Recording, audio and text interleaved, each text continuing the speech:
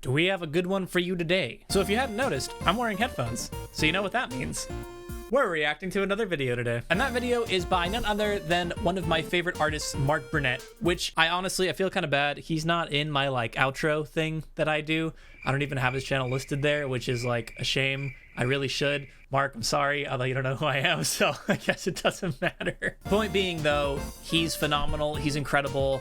If you're trying to learn art through the internet like me, I would be shocked if you hadn't run into his channel already. I mean, the dude's at like almost 1 million at this point, so I mean, are you under a rock or what? He even has a QBrush store. Like, you know he's legit when he's like actually selling art and like seeing stuff online. Like, this guy is about as legit as they come. And I mean, they're all pretty affordable as far as art lessons go. So I'm simping really hard. I don't care. Mark, if you ever watch this, huge crush on you. Let's be friends, please.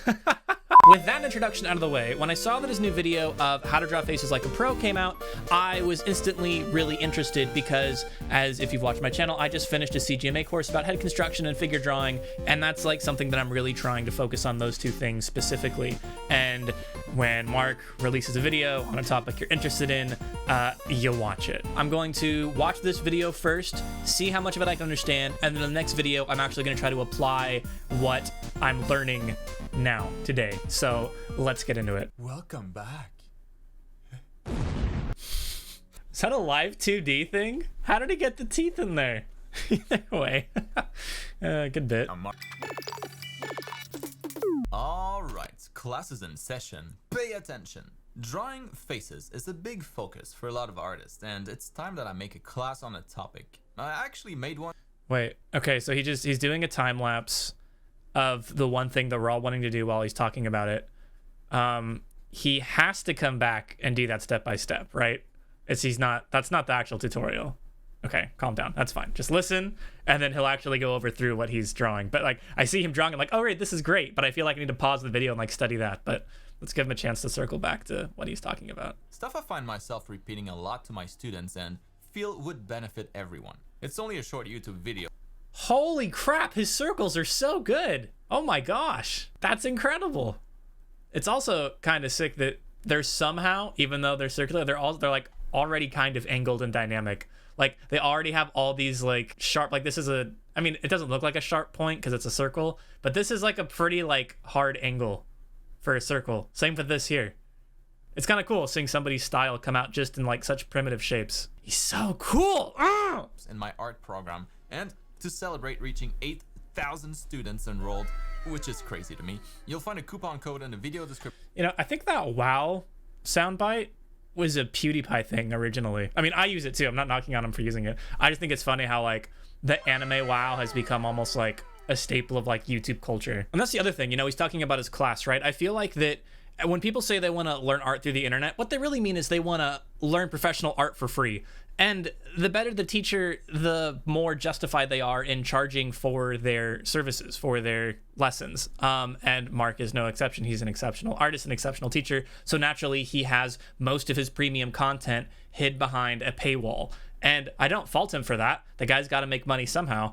But it's admirable that he can make a 12-minute video on how to draw faces when he has a class that goes much more in depth. Cynically, you could say this is just an ad for his class, but I mean, he wants to help people, right? So, man, more hats off to you, Mark. I'm just gonna simp for you the whole video, okay? I'm sorry. Thank you. All right, let's get to it. Thank you. You're welcome. In 3 levels, as I said in the intro, so we'll start with the head construction, the most important. Now, the first level is arguably the hardest, which might sound weird, but if you can get this here, a sphere split horizontally and vertically, you've cleared the biggest challenge. The intersection that we get here will be the direction the head is facing.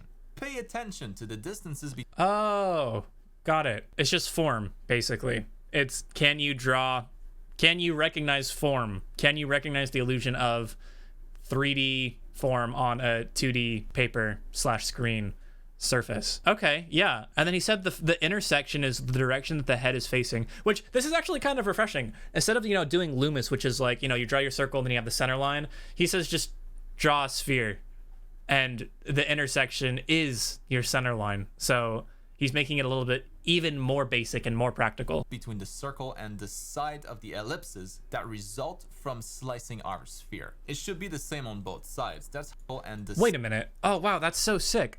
He's actually a genius. That's bananas. That's so cool. Okay, so first, hold on, I'm still wrapping my head around this. You turn a circle into a sphere by adding form, which is the cross sections, the vertical and the horizontal, right? So then that's like switching your mode into 3D mode. And you're like, oh, like, this is 3D. I can see the back of it. I can kind of like see the form in this. But then you switch your head over again and you look at it as a 2D surface to where this angle here and this angle here, if I'm understanding him correctly, need to be equilateral and the same length from a 2D perspective, not in a 3D form perspective. So this length here and this length here needs to be the same. Oh my gosh. So it has to be both of them. Not only is it the left and right need to be equilateral, but the top and the bottom need to be too. The simplest things in the world, and yet switching that toggle from 3D to 2D is nuts. I feel like I could do just that one drill, just that one sphere, circle, 3D, 2D, line, mind swap for like days. Gosh, okay, I'm definitely drilling that. All right, sorry, continue. It should be the same on both sides. That's how you'll know it's symmetrical, as it should. Next, we're going to draw the guidelines for the hairline, the nose, the mouth, and the chin to complete the construction. Those should all be equal distance, right? So they should be equal fourths, right? Ish? Let's see if I'm right. Everything conveniently lines up when we split the sphere in thirds. So let's do that first. Oh, okay. Yeah, 4 features, 3 spaces in between them. All right, I'm slightly stupid, but the heart was there. The diameter of the sphere. Chop in thirds. Line this one to the center of the sphere as close as you can get, and here's the hairline. The horizontal split is where the eyebrows are. The bottom line here is where the nose is. Then we can add another third to find the chin, and then just split this part in half to find the mouth. Okay, hold on. This guy is so good at visualizing things in 3D space in his head. It's taking me 70 years to understand what he's doing in like 5 seconds. So, oh my gosh. Where is jaw rule? I mean, where's the jaw? This one's a little easier though. We just need to fit it right in between the other guidelines. You can hand trace it, of course, but it should be just a scaled down version of the very first vertical cut that we made. Just like that. Check your distances again. You'll know it's well constructed when you get the same distance here. A parallel curve, basically. Now we can... Oh my gosh. Math. But he's making math seem easy. It's like all of this, like where my hand is. And that this angle here is the same angle as the center line. And the distance between here and here is the same? Okay. All right. Fine. Continue. Start the jawline from the convenient intersection that we have here. Go down and forward, break the line, and join at the chin. All right. And again, I can't blame him. He has a million different courses saying the same thing a million different times. But this, the corner of the jaw, the break point, right? Sorry, I'm fat. I don't have a good jawline. But like this part here, he doesn't say where it snaps. He just says break and connect. I think it's lined up with your mouth, right? Like the line from the corner of your jaw to your mouth. But again, just saying break it and bring it down to the jaw doesn't help somebody who doesn't have an inkling of knowing where that break is. Check before you move on. The jaw is usually a little longer than it is tall. The line here is always just a little bit shorter, but not too much, or it will look like poo-poo. Okay. Wow.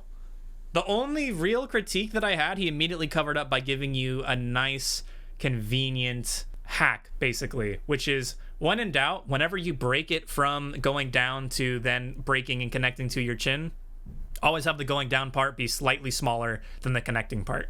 He just fixes all of it by giving you a little cheat sheet. So, gosh, Mark, you're so cool.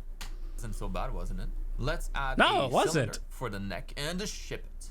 The better you can do this step, the nicer your faces will look. Now, if you're stuck in Struggle Town trying to do this, I made a 3D model to help with this stuff in case you want to use it as a reference. Why is he so nice? gosh, he might hold like the main stuff behind a paywall, but he gives you a free freaking wireframe basic head construction. What a homie. Oh gosh. Drawing simple volumes is at the core of construction, one of the most important art fundamentals. Which is what I suck at the most. Like, I really struggle with form and volume, so I self-diagnose myself as definitely level 1. At level 2, we'll be turning this faceless mannequin head into something that looks more like a person, and quickly looking at some key differences between males and females. Now let's start by adding the ears. We have the guideline that we need already, so there you go. We can draw it around this region here, on this line. He doesn't mention that the top of the ears line up with the top of the eyebrows. He doesn't mention this connection, which is interesting. But again, I guess he's got more important fish to fry. For the nose, it'll follow a similar curvature as the symmetry line for the face. So it'll curve to the right here as well. But if the head is pointing in a different direction, so will the nose. It's a team player. For the mouth, we can just add... The nose is a team player, which makes sense because it's right in the center of your face. All right, nice. The thickness for the bottom lip for now and jump to the eyes right away. Oh boy, where do they go? To find out, we can start by narrowing down the area that we have left in between the nose and the eyebrows. This area here. Let's tilt our horizontal line a bit first, then draw another one starting from the same points, just lower. If you like your characters very stylized with like big eyes, you can make this visor. So anime, basically. That's code for anime. Got it. Thing taller or shorter for more realistic proportions.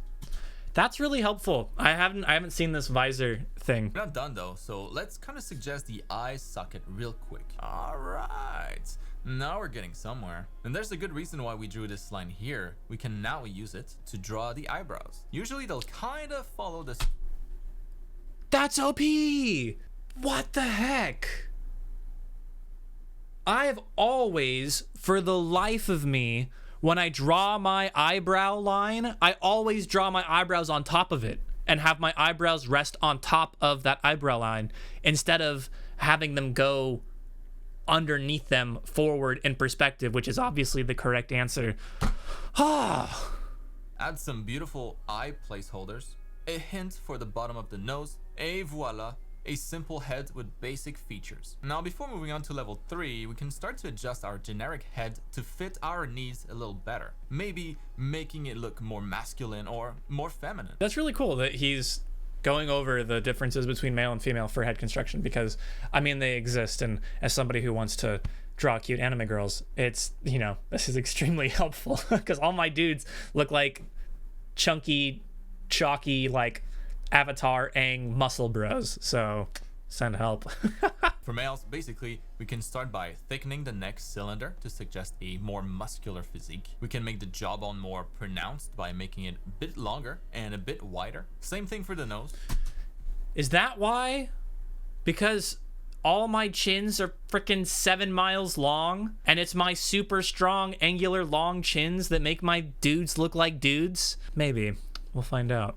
Now, let's flesh out those facial features a little more see how I draw each of them individually. Let's start off with the eyes because it's the most important. It's our such a good circle. We'll start with an eyeball, the iris, and the pupil. We'll use this as our canvas and draw the shape of the eye within the circle here. Eye shapes will vary quite a bit depending on how stylized you prefer them to be, but the structure should look something like this for best results. Start at the corner of the eye, go up, then straight or maybe a slight tilt down. This is so interesting. I've never seen somebody explain drawing an eye from the eyeball first. It's almost always, in my experience from all the tutorials I've seen, it's always the eye socket, like the skull hole, and then they start drawing the lid, and then the iris and the pupil and all that stuff comes last. They never draw the eye first. So this is like completely new to me. I've never seen an eye started to be drawn this way. Straight line to the edge of the circle, and then a curve back to the other side to complete the shape. We can also add a little line here to emphasize the corner. Now let's just add the upper eyelid fold and a much more subtle line for the lower eyelid. Let's do it for real in the face now, starting with the eyeballs. So he starts with the eyeballs and the eyelid folds. Oh snap, that worked pretty well. Of course we can... and then you just delete the first circle. So then wait, is that first he said he's drawing the eyeball, so he's not drawing the skull holes, so he just erases the rest of it. So then I guess then my question is, what's the ratio for like the target of how much inward, like if this is the first circle, right, how big do you put the second circle? An eyeball, the iris, and the pupil. We'll use so I guess the iris, how big is the iris going to be? And I guess in anime it's bigger, but for this, like this distance is significant. Starting with the so eyeball. Here, so like 3 mouse cursors, 1, 2, 3, like here. The shape of the got it. Aha. Nice. All right, that's better. Eventually, you'll get used to drawing the eye shape enough where you won't need to draw the eyeballs anymore. But if you're just starting to practice this stuff, I find it helps position things properly. Interesting. So that's what he sees in his head when he's drawing. He sees the whole eyeball, and then he draws the lid and iris and everything else on top of it. He doesn't start from the lids, which is what I've been doing this entire time. Next on the menu, the nose. Easy one. Start with a trapezium shape. That's as if we were looking up somebody's nose. The tip is this way, and we're just going to add the nostrils tilted in the same direction as the edges there. So seen from the front, we'll just have to curve that trapezium surface a little bit, and we're basically done. From the side might look something like this. Pretty simple shape. We can push the detail some more by doing some shenanigans. Oh my gosh, I thought that was a face. That literally looked like a little like chibi anime face. This thing right here. Pretty simple shape. That's how I'm gonna remember how to draw nose. Just draw your little like chibi like cat. Except that this mouth, this smiley face is like your nose tip. That's like this part here. We can push the detail some more by doing some shenanigans to the lines here. There. That looks pretty convincing. Yet still quite simple. Next, the mouth. Probably the easiest of the bunch. I start with the corners as guidelines, then curve up slightly to draw the upper lip, leaving some space in the middle for the upper lip tubercle. Add the cupid's bow, the vermilion border for the lower lip, maybe a few lines to suggest shadow underneath, and we're done. Let's do. Why does he make everything look so easy? Do it again from the side. First, the corner of the mouth, the line for the upper lip curving up, the tubercle, the cupid's bow, vermilion border, and ship it. When did that become lips? What the piss? Are you kidding me? And we're done. Let's do it again from the side. First, the corner of the mouth, the line for the upper lip curving. That looks like piss all to me. I'm pointing at it like you can see my finger. You can't. That's insane. Oh my gosh, this guy's mileage is nuts. Up, the tubercle, the cupid's bow, vermilion border, and ship it. The final. It all of a sudden it went from nothing to lips. Balls, man. Okay, I'm gonna have to. Gosh. Border and ship it. The final piece, well, the ear. Let's get it. I start with the helix, and I kind of leave it there. Then I move on to the tragus, into the heel, into the antitragus, and the antihelix. Wow, there's an ear. All right. For somebody who knows, doesn't know anatomy, not me, I know anatomy. That was pretty much just copy this and draw this like I draw it. I don't know. I didn't necessarily find that super useful. It's just like, just copy this, and that's what it is. From the front now, start with the helix again, leave it there. Move on to the tragus, down to the heel, and back up again into the antitragus, and finally into the antihelix. The helix wraps all around the ear, so we can suggest it there, like this, and have it go behind the antihelix when seeing it from the front to suggest the perspective. And that's gonna wrap it up for this week's class. If you haven't already, now is the time to pay the class fee of either 1 like or 1 sub. None of this was free, Don't steal. Also, I hope it helped. Since you made. Don't steal. Here, let me give you that like. Boom. Paid my fee. Thank you. That's cute. That's a cute little bit. All right. That was bonkers. I mean, here's the stuff that I learned on screen that post-Josh just edited together and can remember for you very clearly. It's this way. It's over here. It's this part of the screen. That was insane. All right, next time I'm going to be applying lessons from this video. If you haven't already subscribed to Marc Brunet, you definitely should. You should go like his videos. You should go check out his channel.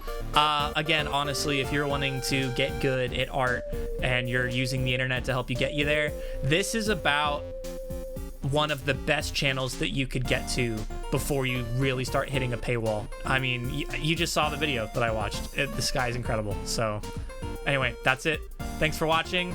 Let's give this a go next time. All right. See you there. Bye.